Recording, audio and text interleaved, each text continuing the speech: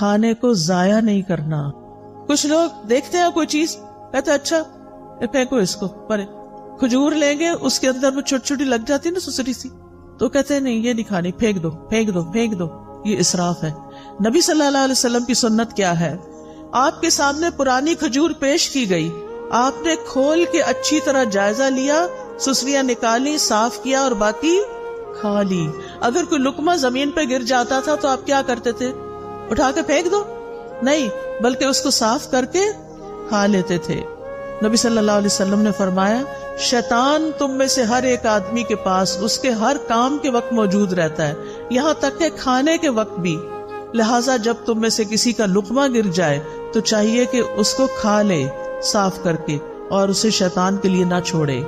کھانے کے بعد برتن کو کیا کرنا چاہیے؟ صاف کرنا چاہیے.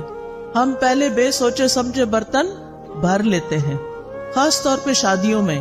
توجہ سے سنیے یہ بات, بڑی سخت تکلیف ہوتی ہے جب لوگ شادیوں پہ جاتے ہیں اور پلیٹوں کے اندر چھوٹے چھوٹے ٹیلے بنا لیتے ہیں کھانا ڈال ڈال کے, اور پھر 2-4 لقمے کھاتے ہیں, کوئی چھوٹے بچے کو ساتھ کھلایا اور باقی ساری کی ساری پلیٹ واپس.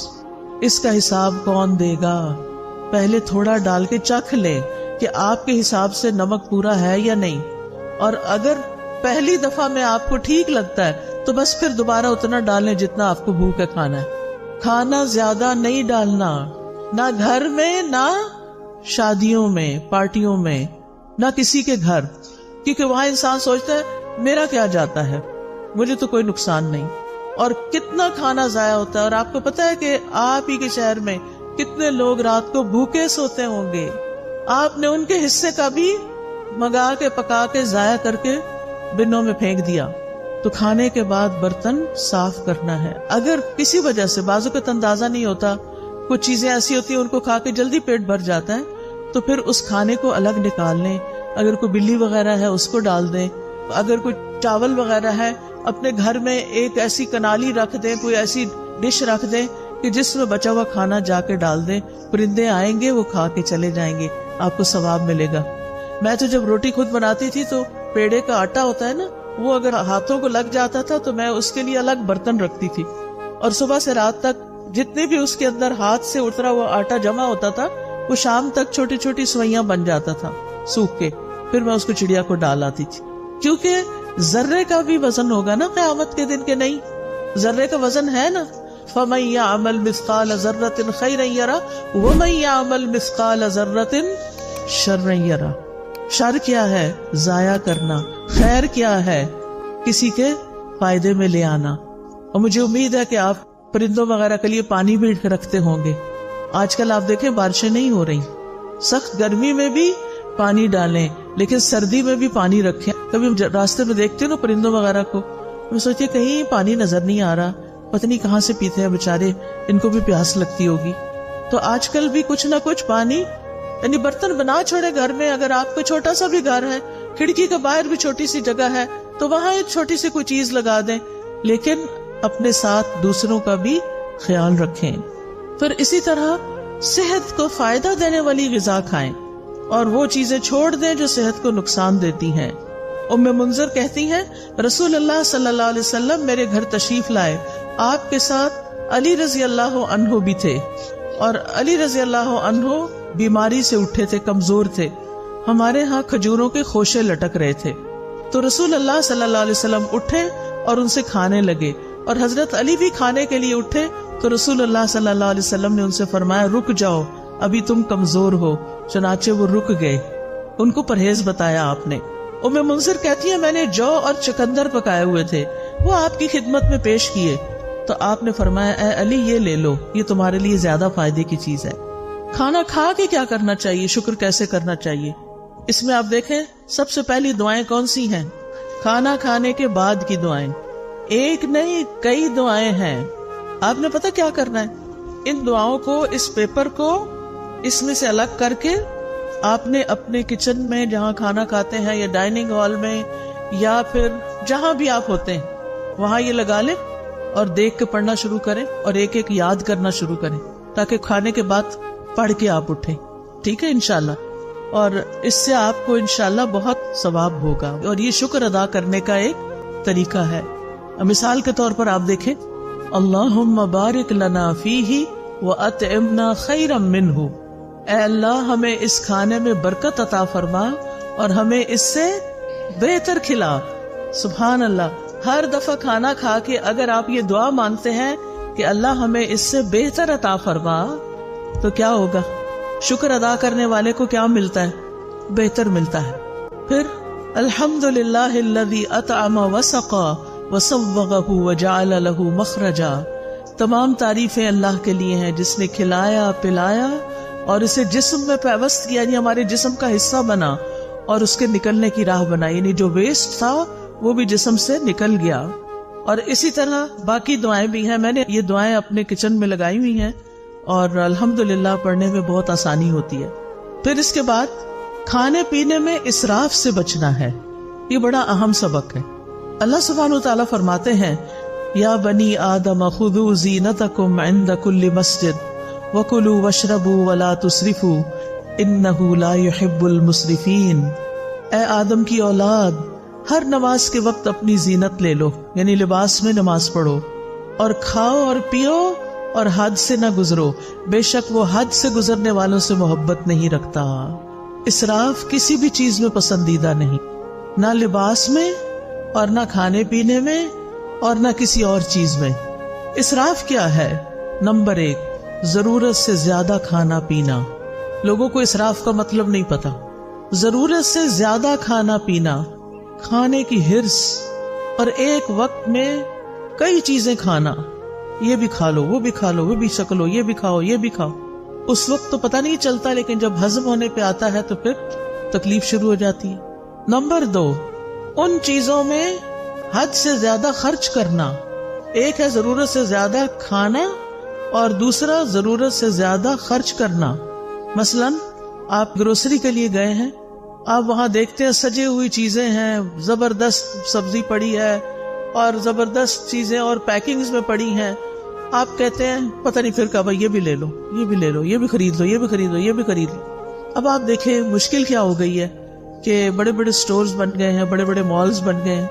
اگر آپ نے ایک سمپل چائے بھی لینی ہے تو پہلے زمانے میں کیا ہوتا تھا, چھوٹی سی کارنر پہ دکان ہوتی تھی, وہاں ایک ہی قسم کی یا زیادہ سے زیادہ 2 قسم کی چائے پڑی ہوتی تھی, اور آپ جو پیتے تھے وہی چائے دوبارہ کسی بچے کو بھی پیسے دے کے منگا لیتے تھے. اب کیا ہوتا ہے, آپ مال میں جاتے ہیں اور چائے کی اتنی قسمیں ہیں کہ آپ کہتے ہیں کہ اچھا یہ بھی آ گئی, یہ تو لگتا بہت اچھی ہوگی, چلو یہ بھی ٹرائی کر لیتے ہیں, وہ بھی یہ بھی وہ بھی. بہت ساری چائے خرید کے گھر لے آتے ہیں طرح طرح. اب تو مجھے لگتا ہے ہر چیز کی چائے بن گئی ہے. اچھا اب گھر لاتے ہیں, اب آپ ایک پیتے ہیں, آپ کو ہائے ہائے یہ تو اچھی نہیں لگی, اس کو پرے پھینکو, پھر دوسری, پھر تیسری, اور کچھ تو کھولنے کی نوبت نہیں آتی. اور پھر ایسے ہی پیک ڈبے جب ایکسپائر ہو جاتی ہے نا ڈیٹ, تو پھر اٹھا کے کیا کرتے, بن میں پھینک دیتے ہیں. نہ اپنے کام آئی نہ کسی اور کے کام آئی. یہ آپ نے کیا کیا؟ اسراف. سمجھ آئی اسراف کی؟ کس کس کو اسراف کی سمجھ آئی ہے؟ الحمدللہ. نمبر 1 زیادہ کھانا, نمبر 2 کھانے پہ زیادہ خرچ کرنا, اور نمبر 3 ہے حرام میں پڑنا, حرام چیزیں کھانا, نقصان دہ چیزیں کھانا. تو اللہ سبحانہ تعالیٰ نے کیا فرمایا, کھاؤ پیو لیکن اسراف نہیں کرو. نبی صلی اللہ علیہ وسلم نے فرمایا کھاؤ اور پیو, پہنو اور صدقہ کرو, لیکن اسراف نہ کرو نہ تکبر کرو. ابن عباس کہتے ہیں جو تمہارا جی چاہے کھاؤ, جو تمہارا جی چاہے پہنو, مگر 2 باتوں سے ضرور بچو, اسراف اور تکبر. تکبر کیوں؟ کیونکہ عام طور پر لوگ اپنا آپ دکھانے کے لیے, اپنے آپ کو بڑا ظاہر کرنے کے لیے قیمتی سے قیمتی, مہنگے سے مہنگے کپڑے پہنتے ہیں اور قیمتی سے قیمتی چیزیں خرید کے رکھ لیتے ہیں صرف دکھاوے کے لیے, استعمال کچھ بھی نہیں کرتے. تو پھر کیا کہا ابن عباس نے, یعنی اللہ کی نعمتیں کس لیے بنی ہیں, کس لیے اگائی ہیں اللہ نے, کس لیے پیدا کی؟ ہمارے لیے. کلوا مما رزقناکم, یعنی جو ہم نے تمہارے لیے تمہیں رزق دیا اس میں سے کھاؤ, جو آپ کی حیثیت ہے, استطاعت ہے, وقت ہے, کھاؤ, لیکن کیا نہ کرو, اسراف نہ کرو. اور پہننا بھی جو تمہیں پسند ہے. اللہ تعالیٰ نے جو طریقے بتائے ہیں پہننے کے, ننگے نہیں ہونا, چست کپڑے نہیں پہننے, سی تھرو کپڑے نہیں پہننے, اور اسراف نہیں کرنا.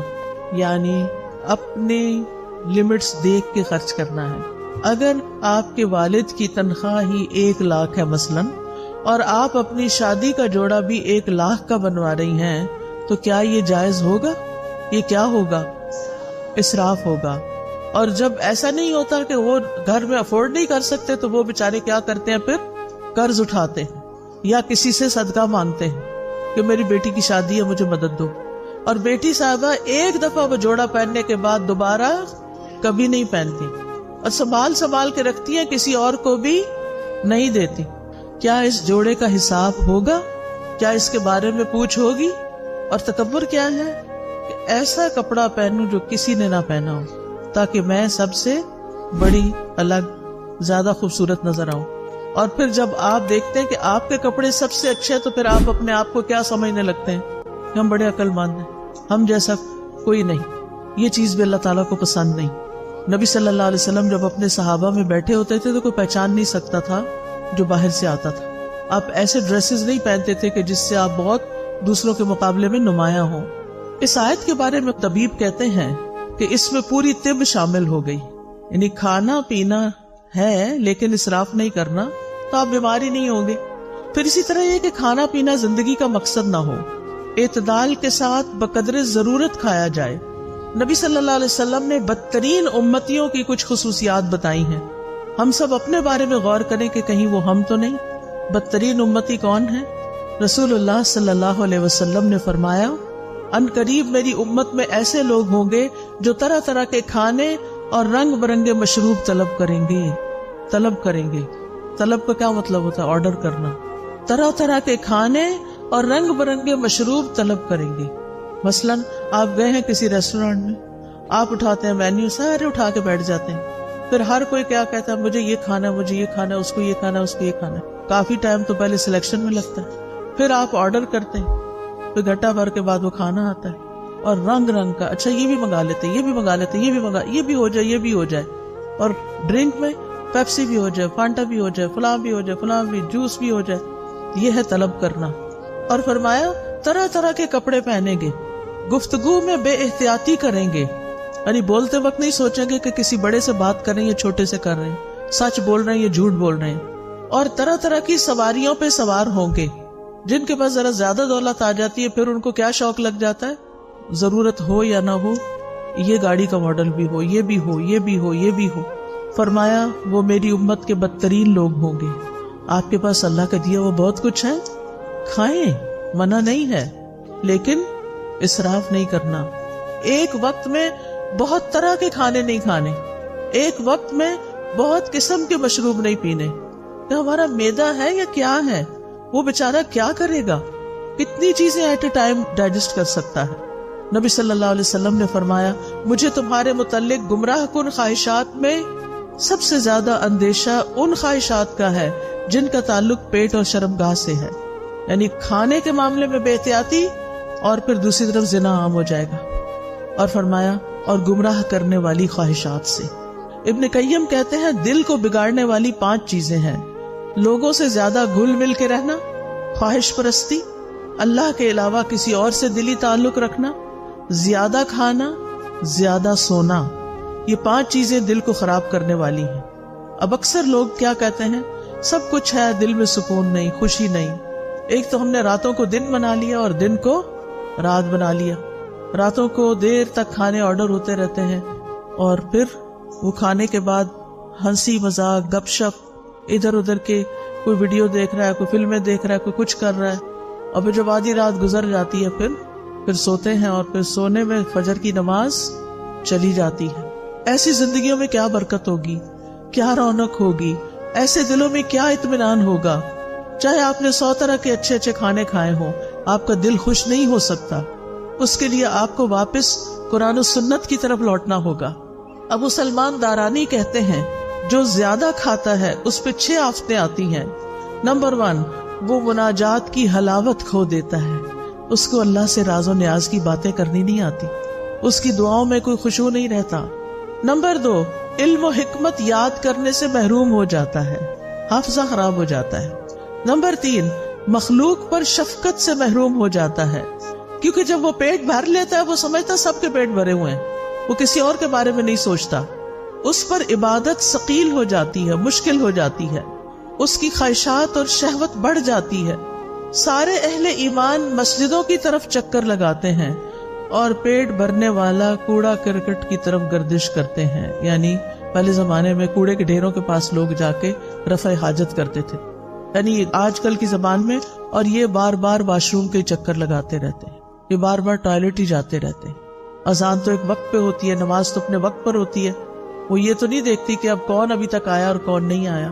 پھر آپ دیکھیں کہ کھانے کی شکر گزاری میں یہ بھی ہے کہ انسان اللہ کی مخلوق کو بھی کھلائے. قرآن مجید میں آتا ہے وَالَّذِينَ فِي أَمْوَالِهِمْ حَقٌّ مَّعْلُومٌ لِلسَّائِلِ وَالْمَحْرُومِ، وہ جن کے مالوں میں ایک مقرر حصہ ہے سوال کرنے والے کے لیے اور جسے نہیں دیا گیا. اسلام میں بھوکے کو کھانا کھلانے کا حکم ہے. نبی صلی اللہ علیہ وسلم نے فرمایا بھوکے کو کھانا کھلاؤ، بیمار کی تیمارداری کرو، قیدی کو رہائی دلاؤ. لیکن کتنا ظلم ڈھاتے ہیں ہم، کام والی رکھ لیتے ہیں اور اس سے کہتے ہیں اتنی تنخواہ دیں گے، کھانا وانا کچھ نہیں. آپ اپنے کچن میں اس سے سارا کام کراتے ہیں، کھانے کی خوشبوئیں اٹھ رہی ہوتی ہیں، جیسی آپ کو بھوک لگتی ہے اس غریب کو بھی لگی ہوتی ہے، اور جب آپ کھانا پکوا لیتے ہیں تو اس کو خدا حافظ کر دیتے ہیں. ہم نے تم سے کھانا نہیں باندھا ہوا، بس صرف تنخواہ دیں گے. اب وہ بیچاری گھر جائے، کیا خریدے اور کیا پکائے. مہنگائی کا حال تو اب سب کو پتا ہے. اگر اپنے ہی کھانے میں سے، جیسے نبی صلی اللہ علیہ وسلم نے فرمایا جو تمہارے لیے پکا کے لائے تو چند لقمے اس کو بھی اس میں سے کھلاؤ. اگر اس میں سے آپ اسے بھی دے دیتے ہیں، بٹھا کے کھلا دیتے ہیں، کتنا بڑا اجر کماتے ہیں. آپ کو گھر سے باہر جا کے صدقہ کرنے کی ضرورت نہیں پیش آئے گی اگر آپ گھر کے غریب ملازموں کو اچھا کھانے پینے کو دے دیتے ہیں. کیا حکم ہے؟ جو خود کھاؤ وہی ان کو کھلاؤ. کیا ہم اس پہ عمل کرتے؟ ان کا کھانا تو الگ بنتا ہے. اب آپ دیکھیں ایک کک جو کئی کھانے بنا کے آپ کے سامنے رکھ رہا ہے اور خود اپنے لیے دال بنا کے بیٹھ کے کھا رہا ہے، غریب، وہ آپ کے لیے دل میں کیسی محبت رکھے گا، اس کے دل میں کیسی کیسی تکلیف ہوگی کہ میں یہ سب کچھ صرف بنانے کے لیے، مجھے چکھنے کی بھی اجازت نہیں، اور میں اپنے سرونٹ کوارٹر میں جا کے دال ابال کے کھاؤں. کیسی کیسی زیادتیاں ہم کرتے ہیں. دوسرے کو کھانا کھلانا ایک مشکل کام ہے. انسان کے دل کے اندر بخل ہے، لیکن یہ تو کرنا ہی ہے کیونکہ اس میں اجر بہت زیادہ ہے. یہ انبیاء کی صفت ہے. قرآن مجید میں آتا ہے فَلَقْتَحَمَ الْعَقَبَةَ وَمَا أَدْرَاكَ مَا الْعَقَبَةُ فَكُّ رَقَبَةٍ أَوْ إِطْعَامٌ فِي يَوْمٍ ذِي مَسْغَبَةٍ. پھر وہ مشکل گھاٹی میں نہ گھسا. کیا ہے وہ مشکل گھاٹی؟ وہ گردن چھڑانا یا کسی بھوک والے دن میں کھانا کھلانا ہے. آج کل سردیاں ہیں نا، سردیوں میں بھوک زیادہ لگتی ہے، لیکن اس میں انسان کہتا ہے میرا کیا بنے گا جو اس کو بھی کھلایا بیچ میں سے، تو لہذا سارا اپنے لیے رکھ لو. یہ مشکل کام ہے کھلانا، لیکن جس کو اللہ توفیق دے اس کے لیے بڑا ہی حلاوت والا کام ہے. اس کو کھلا کے زیادہ مزہ آتا ہے. جب حضرت ابراہیم کے پاس فرشتے آئے تو انہوں نے کیا کیا؟ یہ نہیں پوچھا کہاں سے آئے ہو، اجنبی لوگ، لیکن چلے گئے اور کھانا لے کر آئے. نبی صلی اللہ علیہ وسلم نے عورتوں کو بھی نصیحت کی، مسلمان عورتوں، تم میں کوئی اپنی ہمسائی کے گھر بکری کے ایک پائے کا کھر بیچنے کو بھی حقیر نہ سمجھے. یعنی کھانا بنا کے یا بنانے سے پہلے اپنے ہمسایوں میں بھی تقسیم کیا کرو، کچھ نہ کچھ ان کو بھی بھیجا کرو، اس سے محبت بڑھتی ہے. جہنم میں جانے والے لوگوں کی جو خصوصیت سورۃ الحاقہ میں بتائی گئی وہ کیا ہے؟ انہ کان لا یؤمن باللہ العظیم ولا یحض علی طعام المسکین، کہ وہ اللہ بڑے عظمت والے پر ایمان نہیں رکھتا تھا اور نہ مسکین کو کھانا کھلانے کی ترغیب دیتا تھا. یعنی صرف خود کھلانا بھی کافی نہیں، اوروں کو بھی ترغیب دلانی ہے کہ وہ بھی کھلایا کرے. نبی صلی اللہ علیہ وسلم نے کیا حکم دیا تھا اپنے صحابہ کو کہ کھانے میں کیا کریں؟ پانی زیادہ ڈال لیں، شوربہ بنا لیں اور ہمسایوں کو یاد رکھیں. ابو درداء رضی اللہ عنہ اپنی بیوی کو مساکین کی وجہ سے زیادہ شوربہ بنانے کی ترغیب دیتے. اور لیٹلی آپ دیکھیں کہ ہم لوگوں کے کھانے کا سٹائل کیا ہو گیا ہے، شوربے والے کھانے تو غائب ہوتے جا رہے ہیں. اب ہم سب کی پسند کیا ہے؟ فرائیڈ یا روسٹ یا بنا ہوا کھانا، بس، جو معدے پہ ہضم کرنا بھی بڑا مشکل ہے. نہ ہم نے خود اپنے لیے فائدے کا کام کیا اور نہ دوسروں کو فائدہ پہنچایا. وہ کہتے تھے ہم نے ایمان لا کے آدھی زنجیر اتار پھینکی ہے، یعنی جہنم میں جانے والی، کیونکہ اس میں آتا نا کہ وہ کہا جائے گا کہ اس کو جہنم میں جکڑو زنجیروں میں. کیا ہم باقی بھی نہ اتار دیں، یعنی کھانا کھلا کے؟ پھر اسی طرح آپ دیکھیں بہت سے سلف صالحین اپنی افطاری کے کھانے میں دوسروں کو ساتھ کھلاتے تھے. عبداللہ بن عمر، داؤد طائی، مالک بن دینار اور احمد بن حنبل انہی لوگوں میں سے تھے. ابن عمر یتیموں اور مسکینوں کے ساتھ بیٹھ کے افطار کرتے. اگر انہیں یہ علم ہو جاتا کہ انہوں نے مساکین اور یتیموں کو نہیں کھلایا تو وہ افطاری کے وقت کھانا نہیں پھر کھاتے تھے کہ مسکینوں کو کیوں نہیں کھلایا. اور بعض ایسے بھی تھے جیسے حسن بصری اور عبداللہ بن مبارک کہ خود بھوکے بھی رہ لیتے لیکن دوسروں کو کھلاتے، کیونکہ یہ اللہ تعالیٰ کو بڑا ہی محبوب اور پسند ہے کہ انسان دوسروں کو کھلائے. نبی صلی اللہ علیہ وسلم نے فرمایا وہ لوگ اللہ تعالیٰ کو زیادہ پیارے ہیں جو لوگوں کے لیے زیادہ فائدے مند ہیں. اللہ کے نزدیک سب سے پسندیدہ اعمال یہ ہیں کسی مسلمان کو خوش کرنا، اس سے کوئی تکلیف دور کرنا، اس کا قرضہ ادا کر دینا، اس سے بھوک کو دور کر دینا. پھر کھانا کھلانا جو ہے یہ صدقہ ہے، صرف باہر والوں کو نہیں گھر والوں کو بھی. نبی صلی اللہ علیہ وسلم نے فرمایا تمہارا اپنے آپ کو کھلانا بھی صدقہ ہے، تمہارا اپنے بیٹے کو کھلانا بھی صدقہ ہے، تمہارا اپنی بیوی کو کھلانا بھی تمہارے لیے صدقہ ہے، تمہارا اپنے خادم کو کھلانا بھی تمہارے لیے صدقہ ہے. یعنی اس پر اجر ملے گا. کھانا پکا کے خود کھا رہے اس پر بھی اجر ہے، گھر والوں کو کھلا رہے اس پر بھی اجر ہے. یہ بات خواتین کو اپنے پلے باندھ لی چاہیے کہ میں جو کچن میں کام کرتی ہوں وہ میرے لیے بہت بڑا اجر کا کام ہے. کیونکہ عام طور پہ ہم کہتے ہیں یہ کیا مصیبت ہے، میں ہی پکاتی رہوں، اس کو مصیبت نہ سمجھیں، یہ اجر کی بات ہے. پھر اسی طرح کسی کو پانی کا ایک گھونٹ پلانا بھی صدقہ ہے. کھجور کا آدھا ٹکڑا دے کے بھی انسان جہنم سے بچ سکتا ہے. پھر اسی طرح خاص طور پر یتیموں اور مسکینوں کو کھلانا. نبی صلی اللہ علیہ وسلم نے فرمایا جو شخص مسلمان ماں باپ کے کسی یتیم بچے کو اپنے کھانے اور پینے میں اس وقت تک شامل رکھتا ہے جب تک وہ اس کی مدد سے مستغنی نہیں ہو جاتا، یعنی خود کمانے نہیں لگ جاتا، تو اس کے لیے یقینی طور پر جنت واجب ہو جاتی ہے. یعنی جو اپنے کھانے میں یتیموں اور مسکینوں کو شامل کر لیتا ہے، یعنی یتیموں کو خاص طور پر کہ جن کا کوئی کمانے والا نہیں، اس کی بیوہ ماں کو آزاد کر دیتا ہے کمانے کی فکر سے، تو ایسے شخص کے لیے جنت واجب. پھر آپ دیکھیں کہ آپ ایک لقمہ بھی جو کسی کو کھلاتے ہیں نا وہ ایسے پڑا نہیں رہتا. حدیث میں آتا ہے کہ اللہ سبحانہ و تعالیٰ تم میں سے ہر ایک کی کھجور اور لقمے کو اس طرح بڑھاتا ہے جیسے تم میں سے کوئی آدمی اپنے گھوڑے کے بچھیرے کو پالتا ہے، یہاں تک کہ ایک لقمہ احد پہاڑ جتنا ہو جائے گا. یعنی قیامت کے دن اتنا بڑا اس کا اجر آپ کے سامنے آئے گا. پھر اسی طرح رسول اللہ صلی اللہ علیہ وسلم نے فرمایا قیامت کے دن ہر شخص اپنے صدقے کے سائے میں ہوگا یہاں تک کہ لوگوں کے درمیان فیصلہ ہو جائے. یزید کہتے ہیں ابو الخیر کوئی دن ایسا نہیں جانے دیتے تھے جس میں کوئی چیز خواہ میٹھی روٹی یا پیاز یا اس طرح کی کوئی چیز صدقہ نہ کرے. جب گھر سے نکلتے تھے کچھ نہ کچھ کھانا لے کے نکلتے اور کسی نہ کسی کو کھلا دیتے تھے. ہانی بن یزید نے نبی صلی اللہ علیہ وسلم سے پوچھا مجھے کوئی ایسی چیز بتا دیں جس سے میرے لیے جنت لازم ہو جائے. آپ نے فرمایا حسن کلام اور کھانا کھلانے کو لازم پکڑو. کھانا کھلانا شروع کرو، یہ جنت لازم کر دے گا. اور جنت کے بالا خانے، خوبصورت محلات اس شخص کے لیے ہیں جو بات اچھی طرح کرے، کھانا کھلائے اور جب لوگ رات کو سو رہے ہوں تو وہ نماز پڑھے. اسی طرح صرف پانی پلانے کا بھی بہت بڑا اجر ہے. نہ صرف یہ کہ انسانوں کو بلکہ جانوروں کو بھی. آپ کو یاد ہے کہ وہ ایک عورت جو ویسے بہت بری عورت تھی لیکن اس نے ایک کتے کو پانی پلایا تھا کنویں سے نکال کے، تو اس کی وجہ سے اس کی بخشش کر دی گئی تھی. پھر اسی طرح آپ دیکھیے کہ کوئی شخص اگر کسی کو ہدیے میں چاندی یا سونا دے یا مشکیزہ دے یا کسی کو دودھ پلا دے تو یہ ایسا ہے جیسے غلام کو آزاد کر دے. اب سونا چاندی دینا تو بڑا مشکل ہو گیا ہے کیونکہ بڑا ہی مہنگا ہو گیا ہے، لیکن دودھ پلایا جا سکتا ہے غلام کو. اور دودھ پلانا ایسا ہے جیسے ایک غلام آزاد کرنا. آج کل غلام بھی نہیں ہے اور خالص دودھ اگر کسی کو آپ پلاتے ہیں تو اور بڑا اجر ہے. تو ایسے معاملات میں دل کو کھلا کرنا ہے. ہم یا تو کچھ کسی کو کھلاتے نہیں یا بہت بڑی دعوت کرتے ہیں اور اس میں اسراف کرتے ہیں. اعتدال میں رہیے، جو میسر ہے جو خود کھاتے ہیں وہی کھلاتے رہیے. دوست کو، احباب کو، مہمان کو، رشتہ داروں کو، ہمسایوں کو، نوکروں کو، تو انشاءاللہ اس سے اجر ثابت ہو جائے گا. اب آخر میں ایک چھوٹا سا واقعہ سناؤں گی.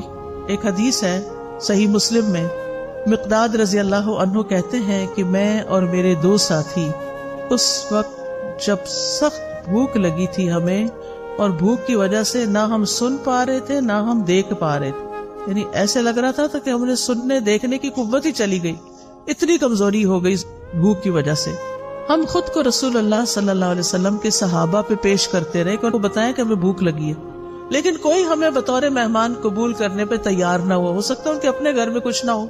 پھر ہم نبی صلی اللہ علیہ وسلم کی خدمت میں حاضر ہوئے، آپ ہمیں اپنے گھر لے گئے، وہاں 3 بکریاں تھیں۔ نبی صلی اللہ علیہ وسلم نے فرمایا تم لوگ مشترکہ طور پر ہم سب کے لیے ان کا دودھ نکالا کرو، یعنی تم بھی پیو ہم بھی پیئیں گے، سب مل کے نکالو۔ ہم ان کا دودھ نکالتے اور ہر شخص اپنا حصہ پی لیتا، اور نبی صلی اللہ علیہ وسلم کے حصے کا دودھ اٹھا کے رکھ دیتے کہ جب آپ تشریف لائیں گے تو آپ بھی پی لیں گے۔ آپ رات کے وقت تشریف لاتے، سلام کرتے، کسی سوئے ہوئے کو نہ جگاتے اور جاگنے والے کو سلام سنا دیتے، یعنی آہستہ سے سلام بول دیتے۔ پھر آپ مسجد میں تشریف لاتے، نماز پڑھتے، پھر واپس آ کر اپنے حصے کا دودھ پیتے۔ رات کو آپ دودھ پیتے تھے۔ آپ رات کو تشریف لاتے کس طرح کہ جو سوئے ہوئے ہیں ان کو جگاتے نہیں تھے۔ ہمارے ہاں تو کیا ہوتا ہے کہ بیوی بیچاری تھک ہار کے سوئی بھی ہو، اب مرد خود بھی آتا ہے لیٹ اور پھر ساتھ 2-4 مہمان بھی لے آتا ہے اور کہتا ہے کہ اٹھو اب ان کو کھلاؤ۔ تو یہ زیادتی والی بات ہے، ایسے نہیں کرنا چاہیے۔ اگر مہمانوں کو لانا ہے تو پہلے سے بتائیں، اور پھر ان کا انتظام ایسے ہو کہ کسی سونے والے کو جگایا نہ جائے۔ پھر کہتے ہیں کہ ایک رات میرے پاس شیطان آ گیا، اس وقت میں اپنے حصے کا دودھ پی چکا تھا۔ اس نے کہا محمد صلی اللہ علیہ وسلم انصار کے پاس جاتے ہیں، وہ ان کو ہدیے اور تحفے دیتے ہیں اور آپ ان کے ہاں سے لے لیتے ہیں، اور یہ جو تھوڑا سا دودھ پڑا ہے رسول اللہ صلی اللہ علیہ وسلم کو اس کی کوئی ضرورت نہیں، یعنی خود ہی پی جاؤ۔ بعض اوقات ایسا ہوتا ہے نا کہ ہمیں کہا جاتا ہے یہ تمہارا اور فلاں کا، ہم پی لیتے ہیں کھا لیتے ہیں اور کہتے ہیں اچھا پتہ نہیں وہ آئے گی کہ نہیں، وہ بھی کھا لو۔ یہی معاملہ ہوا یہاں، کہتے ہیں میں دودھ کے پاس گیا، وہ بھی دودھ پی لیا جو کس کے لیے رکھا ہوا تھا؟ رسول اللہ صلی اللہ علیہ وسلم کے لیے۔ اور جب وہ دودھ میرے پیٹ کے اندر چلا گیا اور مجھے یہ یقین ہو گیا کہ اب یہ واپس میں نہیں نکال سکتا، تو شیطان نے مجھے پریشان کرنا شروع کر دیا۔ کہتا ہے افسوس تم پر، تم نے یہ کیا کیا۔ یہ ہے شیطان، پہلے اس عمل کو خوشنما بنا دیتا ہے، جب کر لیتے ہیں تو پھر پریشان کرتا ہے کہ تم نے ٹھیک نہیں کیا، اور بے چینی لگا دیتا ہے۔ تم نے محمد صلی اللہ علیہ وسلم کا بھی حصہ پی لیا، اب وہ آئیں گے تو ان کو دودھ نہیں ملے گا اور ہر صورت تمہارے خلاف بد دعا کریں گے، پھر تم ہلاک ہو جاؤ گے، تمہاری دنیا آخرت برباد ہو جائے گی۔ اب یہ شیطان یہ دل میں وسوسے ڈال رہا ہے، کس کے؟ ان صحابی کے، مقداد کے۔ تو کہتے ہیں میرے جسم پر ایک چھوٹی سی چادر تھی، میں اگر پیروں پہ ڈالتا تو سر باہر نکل آتا، سر پہ ڈالتا تو پیر باہر نکل جاتے، اور کیفیت یہ ہو گئی کہ مجھے نیند نہیں آ رہی تھی کہ میں یہ کیا کر آیا ہوں۔ اور رہے میرے ساتھی تو وہ تو سو رہے تھے اپنا اپنا حصہ پی کے، انہوں نے تو وہ کام ہی نہیں کیا جو میں نے کر لیا تھا۔ کہتے ہیں پھر نبی صلی اللہ علیہ وسلم تشریف لائے اور آپ جس طرح سلام کرتے تھے اسی طرح سلام کیا، پھر آپ مسجد میں آئے، نماز پڑھی، پھر آپ دودھ کے پاس آئے، اس کا برتن کھولا تو اس میں کچھ بھی نہیں تھا، وہ تو پی لیا گیا تھا۔ آپ نے آسمان کی طرف سر اٹھایا تو میں نے دل میں کہا اب تو ضرور میرے خلاف بد دعا ہوگی اور میں ہلاک ہو جاؤں گا۔ شیطان ایسی بدگمانیاں بھی ڈالتا ہے، لیکن آپ نے دعا کی اللہم اطعمنی واسقی من سقانی، اللہ جو مجھے کھلائے اسے تو کھلا اور جو مجھے پلائے تو اسے پلا۔ اتنی خوبصورت دعا، یہ سن کر وہ چادر سے باہر آ گئے کیونکہ جاگ ہی نہیں تھا، ان کو نیند ہی نہیں آ رہی تھی مقداد کو، اور اسے جسم پر مضبوطی سے باندھ لیا، چھری لی اور بکریوں کی طرف چل پڑا کہ ان میں سے کون سب سے زیادہ فربا موٹی ہے، میں اس کو رسول اللہ صلی اللہ علیہ وسلم کے لیے ذبح کر دوں۔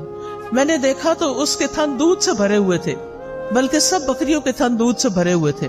میں نے محمد صلی اللہ علیہ وسلم کے گھر والوں کے برتنوں میں سے وہ برتن لیا جس میں وہ دودھ دھوتے تھے، پھر میں نے اس میں دودھ دوہا حتیٰ کہ برتن پہ جھاگ آ گیا، یعنی بہت زیادہ وہ جب دھاریں لگاتے ہیں نا تو جھاگ آتی ہے۔ پھر میں اسے لے کر حضور صلی اللہ علیہ وسلم کی خدمت میں آیا، آپ نے فرمایا تم لوگوں نے رات کو اپنا مشروب پی لیا تھا؟ میں نے عرض کی اللہ کے رسول آپ بھی پی لیجئے۔ آپ نے دودھ پی لیا، پھر مجھے دیا، میں نے کہا اللہ کے رسول آپ اور پیجئے، آپ نے پھر پی لیا اور برتن دوبارہ مجھے دیا۔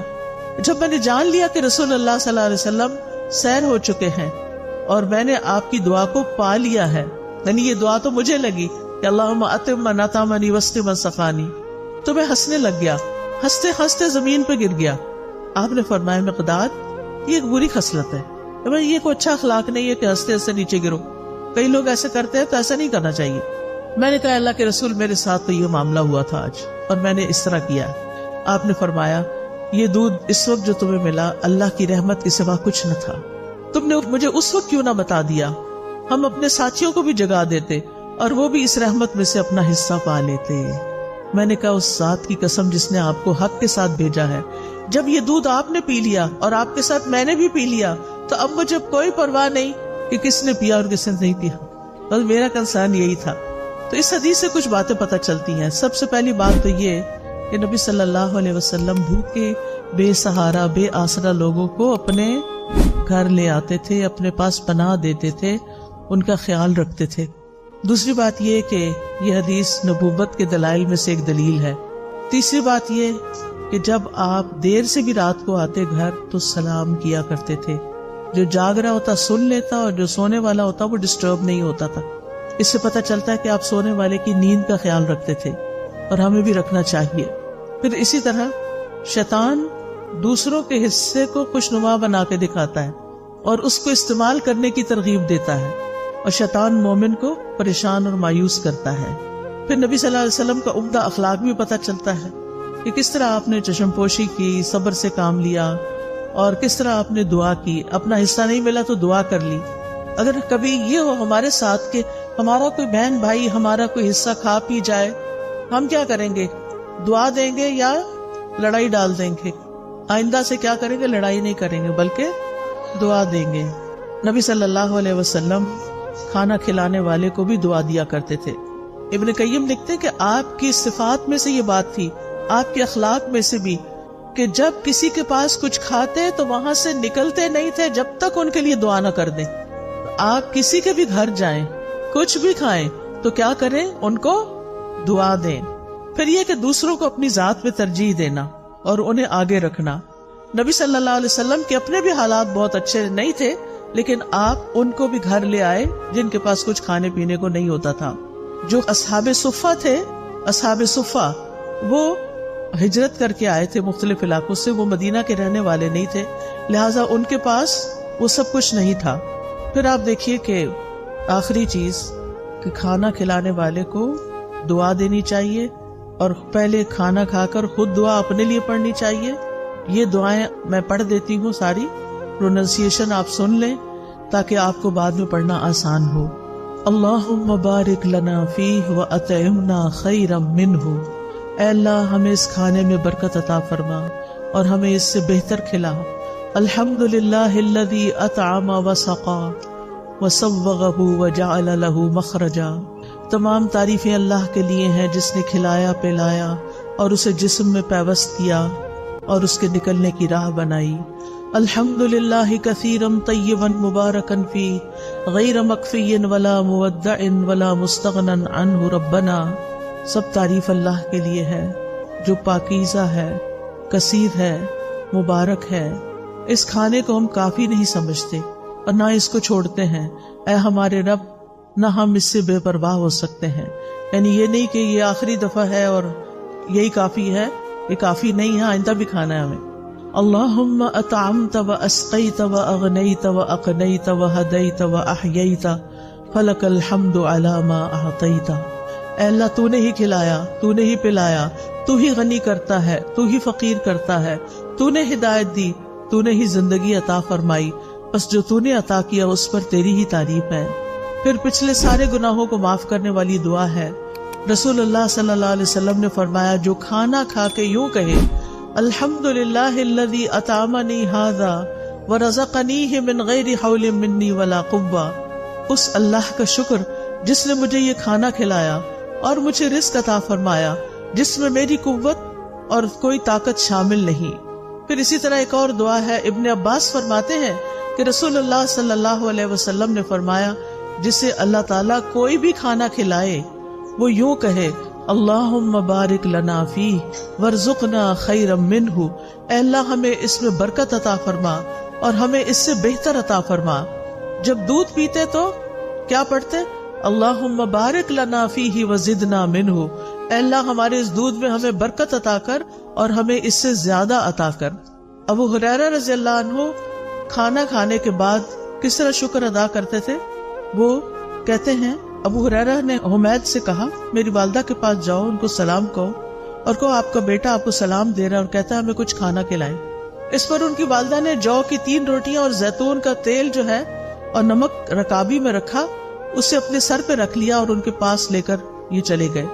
پھر جب میں نے ان لوگوں کے سامنے کھانا رکھا تو ابو ہریرہ نے کہا یہ تو بہت بڑی چیز ہے، الحمدللہ الذی اشبعنا من الخیر، سب تعریف اللہ کے لیے ہے جس نے ہمارا پیٹ روٹی سے بھرا، یعنی ہمارا کھانا 2 سیاہ رنگ یعنی کھجور اور پانی کے سوا کچھ نہ تھا، تو جب روٹی ملتی تھی تو وہ بہت بڑی نعمت سمجھتے تھے اس کو۔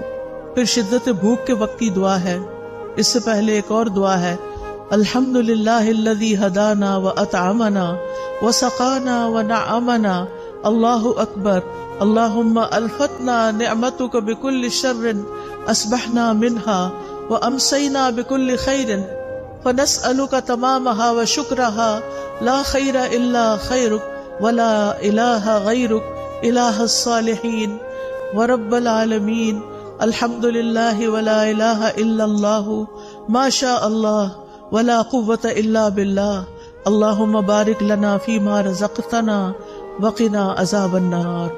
اس کا ترجمہ ہے سب تعریف اللہ کے لیے ہے جس نے ہمیں ہدایت دی، ہدایت کھانے پینے سے بھی زیادہ قیمتی چیز ہے، ہمیں کھلایا اور ہمیں پلایا، ہمیں نعمتیں عطا فرمائی، اللہ سب سے بڑا ہے۔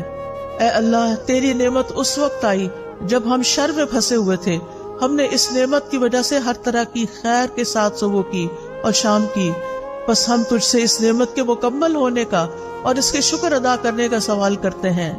تیری خیر کے سوا کوئی خیر نہیں، تیرے سوا کوئی معبود نہیں، اے الہ الصالحین، سارے جہانوں کے رب، سب تعریف اللہ کے لیے ہے اور اللہ کے سوا کوئی معبود نہیں، جو چاہتا ہے وہی ہوتا ہے، کسی میں طاقت نہیں سوائے اللہ کے۔